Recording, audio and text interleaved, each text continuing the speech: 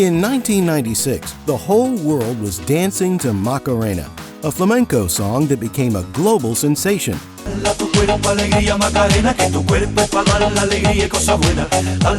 Its catchy melody and unforgettable choreography put the Spanish duo Los del Río on the international map.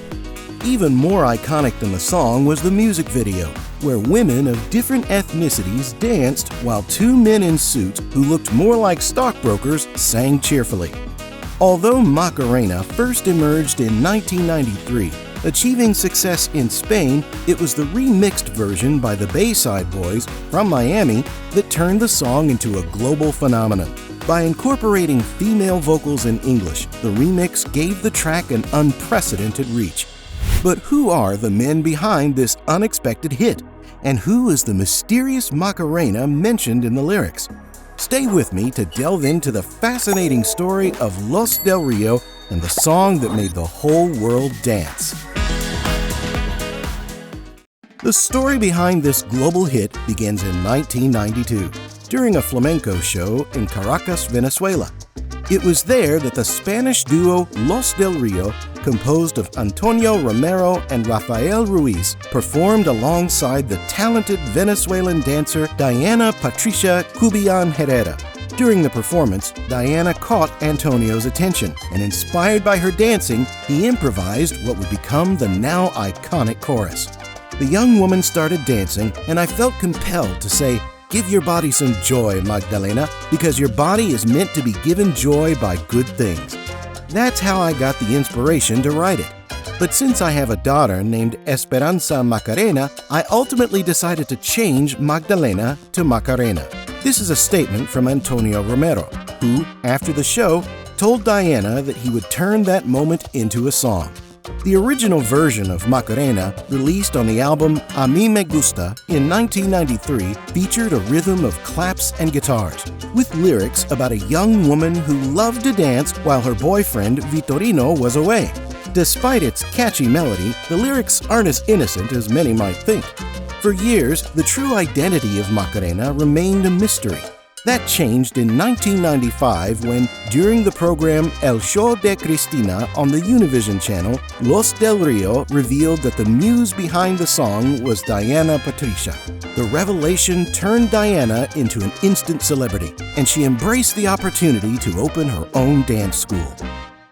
When Macarena began gaining popularity in Spain, the record label BMG saw its potential to take the hit to international dance floors.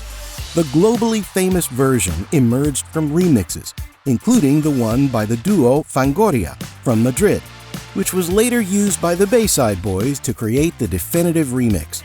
However, Fangoria received no credit for their contribution and sued the American producers for plagiarism, but lost in European courts. During MTV's peak, the Macarena music video played a crucial role in the song's global success. The French dictator Vincent Calvet and the choreographer Mia Frie were responsible for bringing the song's visuals to life. Vincent created a simple yet impactful concept, the artist singing while accompanied by dancers from different parts of the world. Meanwhile, Mia Frie developed an accessible choreography, inspired by scenes from a crowded Mexican nightclub where people danced in a sequence of 16 movements. To ensure the video wouldn't become outdated over time, they chose a bright white background that highlighted the dancers in colorful outfits. The diversity of the cast was another major highlight, representing the song's global spirit. The result was a lively and engaging music video, with Los del Río enjoying themselves and accompanied by beautiful dancers. Believe it or not, it is estimated that there are over 4,700 different versions of the song that made Los del Río world famous.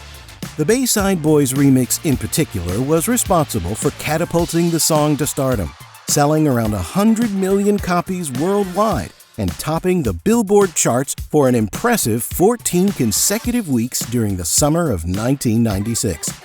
Macarena sueña con el corte inglés y se compra los modelos más modernos. Le gustaría vivir en Nueva York. Dale a tu cuerpo alegría, Macarena, que tu cuerpo para darle alegría y cosas buenas. Dale a tu cuerpo alegría. Dale a tu cuerpo lo que necesitas. Ahora es marihuano, es cosa buena. Dale a tu... The impact of Macarena was so massive that it appeared at that year's Super Bowl and was even used in Bill Clinton's re-election campaign. But the story could have gone even further. Antonio Romero revealed that Michael Jackson was a huge fan of the song and would play it before his shows to hype up the audience. According to Antonio, Michael's lawyer even reached out to the duo to discuss a possible collaboration. Unfortunately, with the passing of the King of Pop, the project never materialized. In 2016, Los del Río joined forces with the Cuban band Gente de Zona to release Más Macarena. In 2019, it was the turn of the American rapper Tyga to reach out to the duo, resulting in the track Ay Macarena, which pulled in over 180 million views on YouTube. When it comes to financial gains, Macarena was a goldmine. It's estimated that the song generated around 60 million euros for Los del Río, but RAFAEL Ruiz revealed that the actual figure was even higher. However, he explained that this amount was widely distributed among the many people involved in the project. If you're not Spanish, chances are Macarena is the only Los del Río song you know. But the duo's story goes far beyond this global hit. RAFAEL Ruiz and Antonio Romero, born in 1947 and 1948 respectively, grew up in the Andalusia region and met in 1962. Since then, they have been inseparable, both as musical partners and as friends.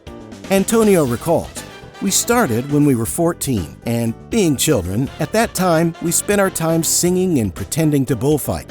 It was only when our parents died that we said to ourselves, we have no choice but to take this music thing seriously. Basically, because it was the only thing that gave us money to help our mothers. That was the biggest sacrifice we could make."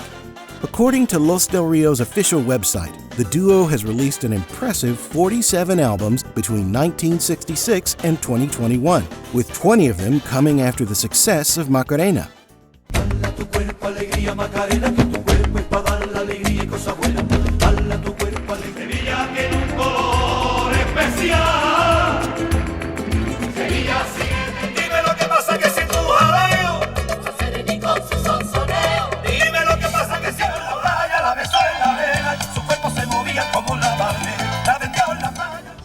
Although they have enough resources to retire, they remain active. Each has 4 children and lives in the city of Dos Hermanas, where they own several properties. RAFAEL joked, "We argue like a married couple. We get mad, and 10 minutes later, we're dying to talk to each other again." Global fame hasn't changed the duo's humble nature. In a 2016 Billboard interview, Antonio commented, "We have no words to thank everyone. We're just 2 guys from a small town acting with great humility because we come from simple families, lost our parents when we were young, and worked hard to get where we are today." With over 5 decades of friendship and music, Los del Rio remains a shining example of perseverance, hard work, and humility, far beyond the phenomenon that was Macarena. If you enjoyed this video, don't forget to leave a like and share your thoughts in the comments. And be sure to explore our channel, where you'll find stories of other legendary celebrities. Thank you so much for sticking with me until the end, and see you in the next video.